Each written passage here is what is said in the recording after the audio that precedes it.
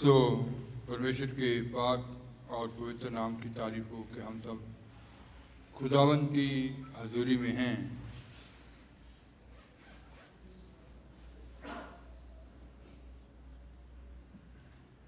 जब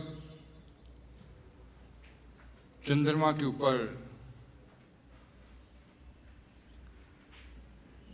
Neil Armstrong ने पहला कदम रखा तो उसने जो उस वक्त अल्फाज कहे थे, जो शब्द कहे थे कि मनुष्य जाति के लिए ये छोटा कदम एक विशाल शाल है, बहुत बड़ी छलांग है।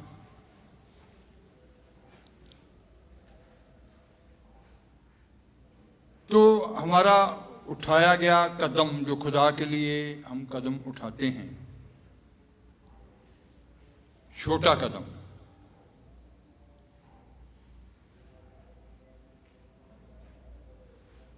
जरुब्बाबेल के समय में जब खुदा के भवन की नींव रखी गई तो उस वक्त खुदा का वचन उसके पास आया,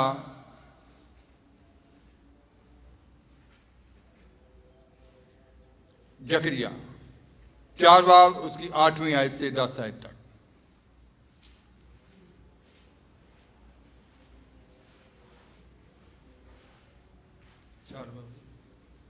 8 से 10।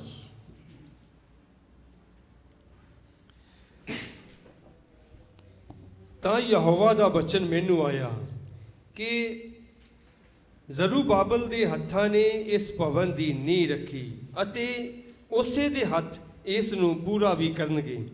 ਤਦ ਤੂੰ ਜਾਣੇਗਾ ਕਿ ਸੈਨਾ ਦੇ ਯਹੋਵਾ ਨੇ ਮੈਨੂੰ ਤੁਹਾਡੇ ਕੋਲ ਘੱਲਿਆ ਹੈ। ਉਹ ਕੌਣ ਹੈ ਜਿਹਨੇ ਛੋਟੀਆਂ ਗੱਲਾਂ ਦੇ ਦਿਨ ਦੀ ਨਰਾਦਰੀ ਕੀਤੀ ਹੋਵੇ। ਉਹ ਆਨੰਦ ਹੋਣਗੇ ਅਤੇ ਯਰੂਬਾਬਲ ਦੇ ਹੱਥ ਵਿੱਚ ਸਾਹਲ ਨੂੰ ਵੇਖਣਗੇ। ਇਹ ਯਹੋਵਾ ਦੀਆਂ 7 ਅੱਖਾਂ ਹਨ ਜਿਹੜੀਆਂ ਸਾਰੀ ਧਰਤੀ ਵਿੱਚ ਨੱਠੀਆਂ ਫਿਰਦੀਆਂ ਹਨ। फिर यहोवा का यह वचन मेरे पास पहुंचा, यरूब्बाबेल ने अपने हाथों से इस भवन की नींव डाली है। यरूब्बाबेल के समय में यरूब्बाबेल के हाथों ने उस भवन की नींव डाली और वही अपने हाथों से इसको तैयार भी करेगा। वही उसको अपने हाथों से इसको तैयार भी करेगा। तब तू जानेगा कि सेनाओं के यहोवा ने मुझे तुम्हारे पास भेजा है, क्योंकि किसने छोटी बात का दिन तुच्छ जाना है। किसने छोटी बात का दिन तुच्छ जाना है। किसने? तो जब नील आर्मस्ट्रॉन्ग ने पहला कदम चंद्रमा के ऊपर रखा था तो आज कितनी कंट्रियों के उपग्रह वहाँ जा चुके। अभी इंडिया का वो कौन सा गया था, क्या नाम था, चंद्रयान। तो इसका मतलब है कि एक छोटा कदम जो उठाना है ये बड़ी छलांग है, बहुत बड़ी विशाल छलांग है। ऐसा उसने जब उसके ऊपर अपना कदम रखा था तो मनुष्य जाति के लिए कहा था। तो यहाँ यरूब्बाबेल के समय में जब खुदा के भवन की नींव रखी गई, एक छोटा कदम उठाया गया। तो यहां लिखा गया है, फिर से 10 आयत को पढ़ेंगे। क्योंकि किसने छोटी बात का दिन तुच्छ जाना है। किसने छोटी बात का दिन तुच्छ जाना है, पंजाबी में भी। ਉਹ ਕੌਣ ਹੈ ਜਿਹਨੇ ਛੋਟੀਆਂ ਗੱਲਾਂ ਦੇ ਦਿਨ ਦੀ ਨਰਾਦਰੀ ਕੀਤੀ ਹੋਵੇ। वो कौन है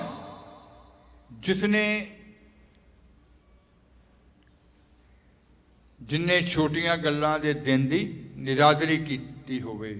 वो कौन है जो छोटी बातों के दिन की जिसने निरादरी की हो। आज संसार में जितने भी महान आदमी हैं, जितने भी बड़े बड़े ऊंचे पद के ऊपर हैं या बड़े बड़े महान हैं या हुए हैं या इस वक्त में हैं, सब ने छोटा कदम पहले उठाया। हिंदुस्तान के एक राष्ट्रपति थे डॉक्टर अब्दुल कलाम।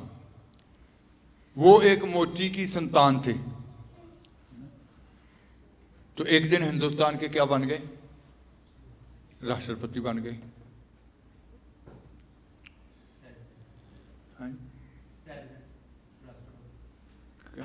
कैसे?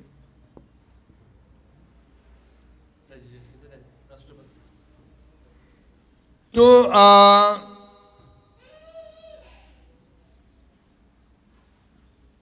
यहां लिखा गया कि वो कौन है? वो छोटी बातों के दिन की निरादरी करता है। तो ये जो भवन की नींव रखी गई, मादी बादशाह जो दारा था, दारा के समय में पढ़ लेंगे अदरा 6 बाब उसकी 15 आयत।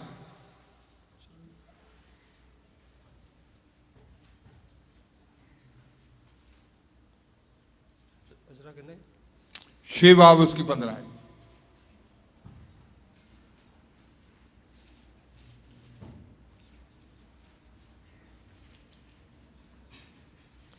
ਅਤੇ ਇਹ ਭਵਨ ਅਦਾਰ ਮਹੀਨੇ ਦੇ ਤੀਜੇ ਦਿਨ ਦਾਰਾ ਪਾਤਸ਼ਾਹ ਦੇ ਰਾਜ ਦੇ 6ਵੇਂ ਵਰੇ पूरा हो गया।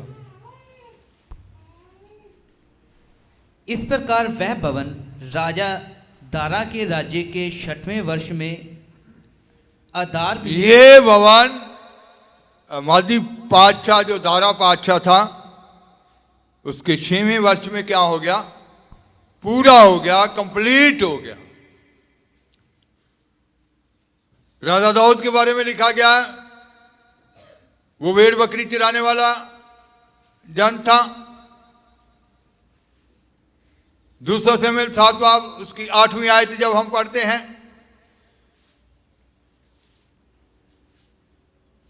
ਸੋ ਹੁਣ ਤੂੰ ਮੇਰੇ ਦਾਸ ਦਾਊਦ ਨੂੰ ਆਖ, ਭਾਈ ਸੈਨਾ ਦਾ ਯਹੋਵਾ ਇਹ ਆਖਦਾ ਹੈ, ਮੈਂ ਤੈਨੂੰ ਵਲਗਣਾ ਵਿੱਚੋਂ ਜਿੱਥੇ ਤੂੰ ਭੇਡਾਂ ਚਰਾਉਂਦਾ ਹੁੰਦਾ ਸੈਂ ਕੱਢ ਕੇ ਆਪਣੀ ਪ੍ਰਜਾ ਇਸਰਾਇਲ ਦੇ ਉੱਤੇ ਪ੍ਰਧਾਨ ਬਣਾ ਦਿੱਤਾ। दूसरा शमूएल 7 बाब उसकी 8वीं आयत।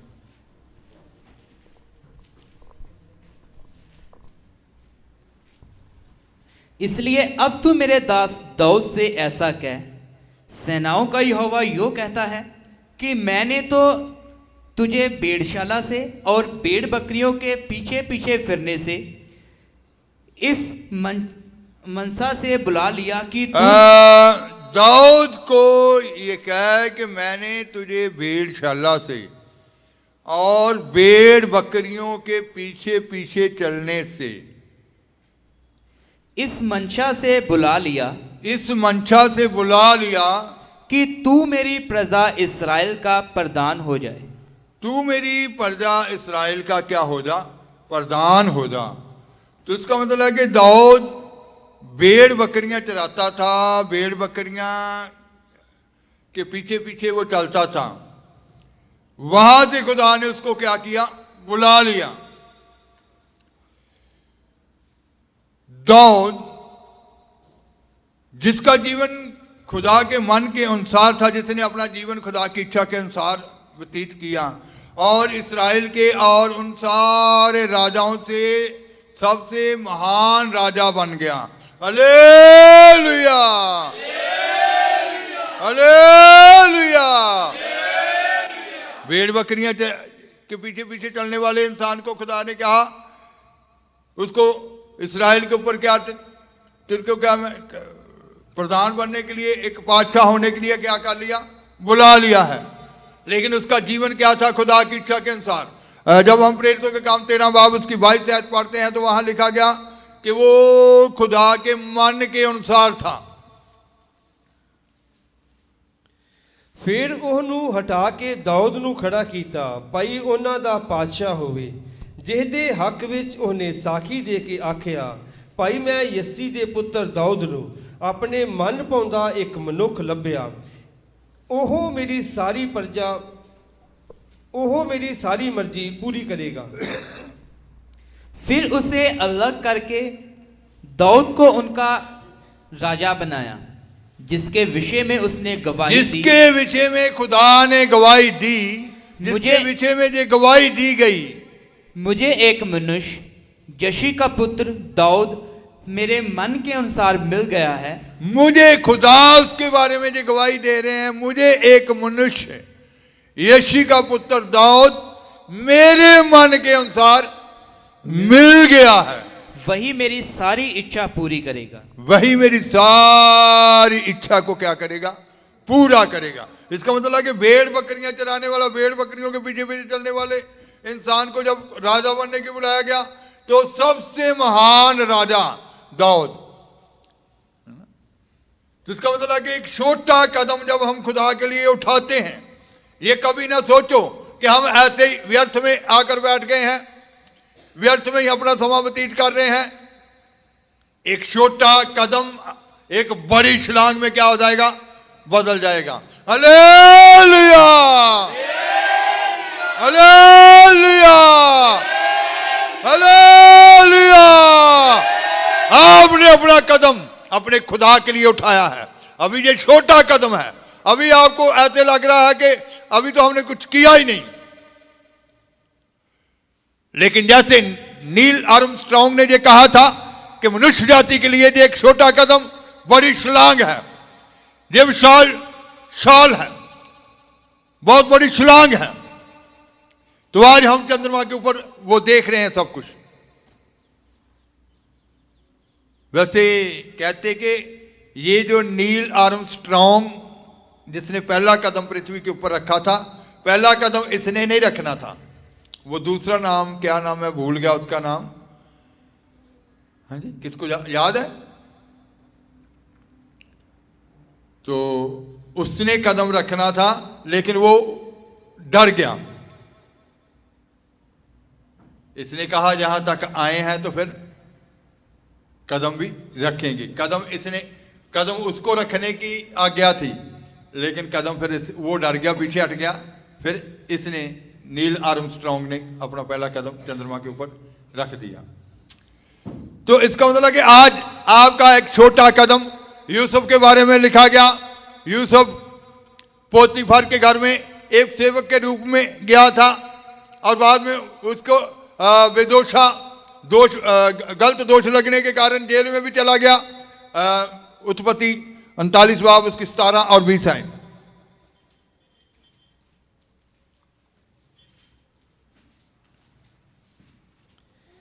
ਤਾਂ ਉਹ ਉਸ ਨੂੰ ਉਹਨਾਂ ਗੱਲਾਂ ਦੇ ਅਨੁਸਾਰ ਬੋਲੀ ਕਿ ਜਿਹੜਾ ਇਬਰਾਨੀ ਗੁਲਾਮ ਤੂੰ ਸਾਡੇ ਕੋਲ ਲੈ ਆਇਆ ਹੈ ਉਹ ਮੇਰੇ ਕੋਲ ਅੰਦਰ ਆ ਵੜਿਆ ਔਰ ਮੈਨੂੰ ਠੱਠੀ ਕਰਨ ਲੱਗਾ। ਉਪਰੰਤ 39 की 17 और 20 दो आज। ਉਪਰੰਤ ਯੂਸੁਫ ਦੇ ਸਵਾਮੀ ਨੇ ਉਹਨੂੰ ਲੈ ਕੇ ਉਸ ਕੈਦ ਵਿੱਚ ਪਾ ਦਿੱਤਾ ਜਿੱਥੇ ਸ਼ਾਹੀ ਕੈਦੀ ਕੈਦ ਸਨ ਔਰ ਉਹ ਉੱਥੇ ਕੈਦ ਵਿੱਚ ਰਿਹਾ। तब उसने उससे इस प्रकार की बातें कही, वह इब्री दास जिसको पोतीफर के घर में एक सेवक के रूप में गया, वह इब्री दास जिसको तू हमारे पास ले आया है, वह मुझसे हंसी करने के लिए मेरे पास आया था।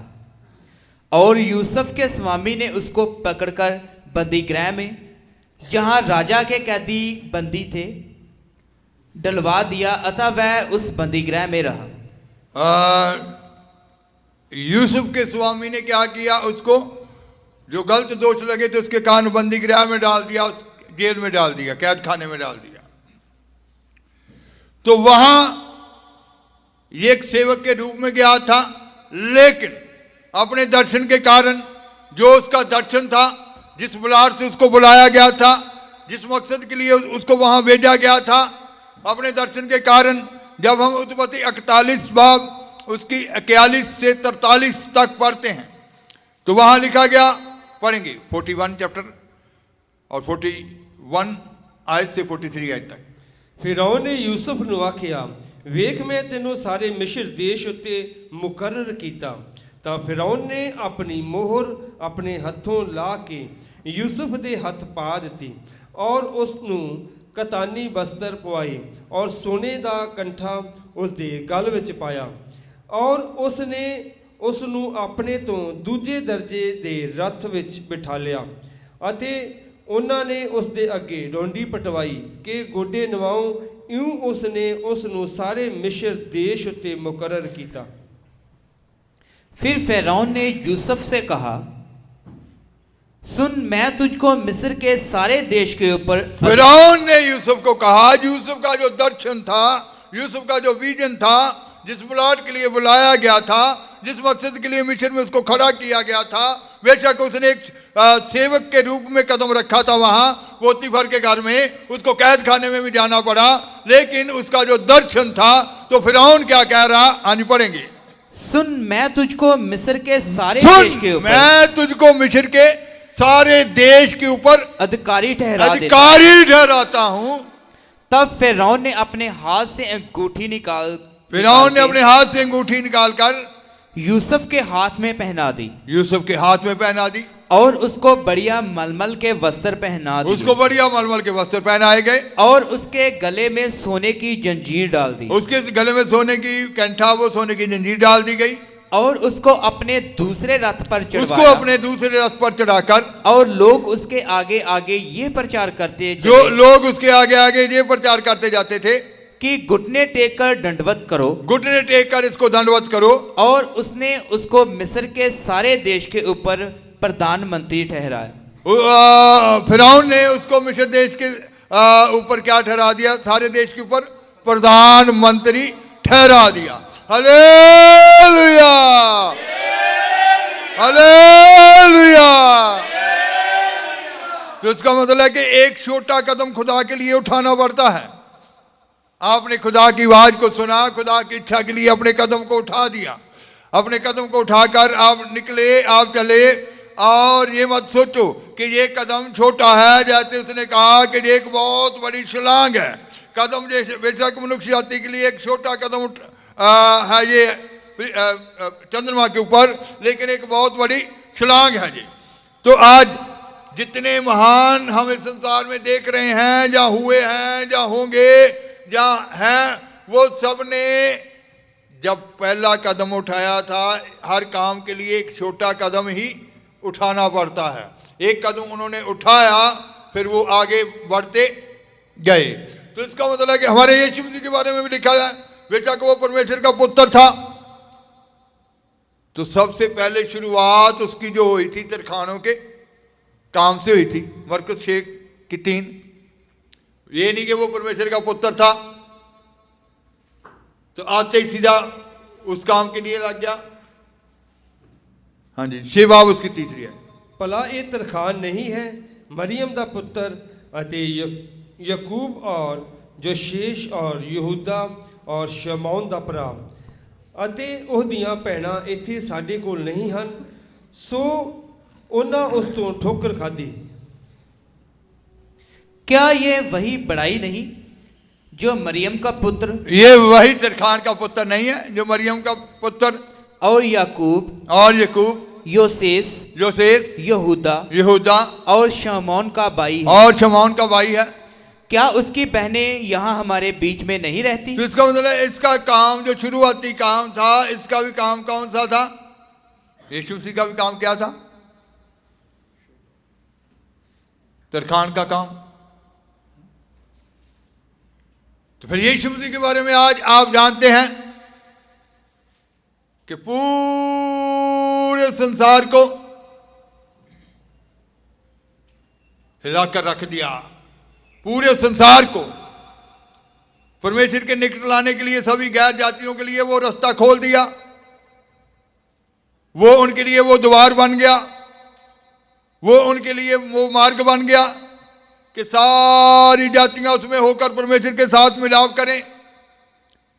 सारे संसार में आज उस महानता को आप देख रहे हैं, सुन रहे हैं सभी कंट्रियों में। तो इसका मतलब है कि परमेश्वर का काम के लिए जब परमेश्वर का पुत्र इस संसार में आया तो उसको भी एक छोटे काम से ही शुरुआत करनी पड़ी। वो भी एक तरखाना काम किया शुरुआत में, लेकिन बाद में तरखाना काम किया उसने। इसका मतलब है कि आज आपने जो छोटा कदम खुदा के लिए उठाया है, खुदा की इच्छा को जानकर उठाया है, ये बड़ी छलांग में क्या हो जाएगा? बदल जाएगा। और आप जिस बुलाहट से बुलाए गए हैं, जैसे यूसुफ और फिर वो अपने दर्शन के मुताबिक उस स्थान के ऊपर पहुंच गया। जैसे दाऊद भेड़ बकरियां चराने वाला, भेड़ बकरियों के पीछे पीछे चलने वाला, जिस मकसद के लिए बुलाया गया, उसने खुदा के मन के अनुसार अपने जीवन को व्यतीत किया और इस्राएल के अंदर एक महान राजा ठहरा। तो यही बात खुदा का वचन यरूब्बाबेल के पास आया कि वो कौन है, वो कौन है जो छोटी बातों के दिन की क्या करता है, निरादरी करता है। छोटी बातों के दिन की क्या करता है, निरादरी करता है। वो क्या हो गया, यरूब्बाबेल के हाथ ने नींव रखी है, खुदा का वचन आया और वही उसको क्या करेगा, पूरा करेगा। और मादी पातशाह दारा के समय में 6वें वर्ष में क्या हो गया, वो पूरा हुआ। तो इसका मतलब है कि आज आप भी जिस मकसद के लिए बुलाए गए हैं, खुदा उस काम को जिस आपके द्वारा जो शुरू करवाया उसको अपने आपके हाथ के द्वारा पूरा भी करवाएंगे। Hallelujah, hallelujah. तो शुरुआत बेशक छोटी है, कदम छोटा है, लेकिन ये बड़ी छलांग में बदलने जा रहा है। Hallelujah, hallelujah. तो जैसे दाऊद, यूसुफ उस खुदा के दर्शन से बेमुख नहीं हुए, खुदा के मन को उन्होंने जाना और उसके अनुसार अपने जीवन को, दाऊद ने अपने जीवन को वैसे व्यतीत किया। और यूसुफ का दर्शन जो था उसके मुताबिक यरूब्बाबेल ने खुदा के भवन की नींव रखी और उसके मुताबिक वो कंप्लीट भी हुआ, पूरा भी हुआ। तो आज आपके द्वारा भी वो सारा काम पूरा होगा। ईमान से बढ़ना है और खुदा की इच्छा को समझते हुए आगे ही आगे बढ़ते चले जाना है, क्योंकि खुदा अपने काम को जो आपके द्वारा ठहराया गया है, आपके द्वारा पूरा करवाने जा रहे हैं। हालेलुया। आंखें बंद करेंगे दुआ की हालत में।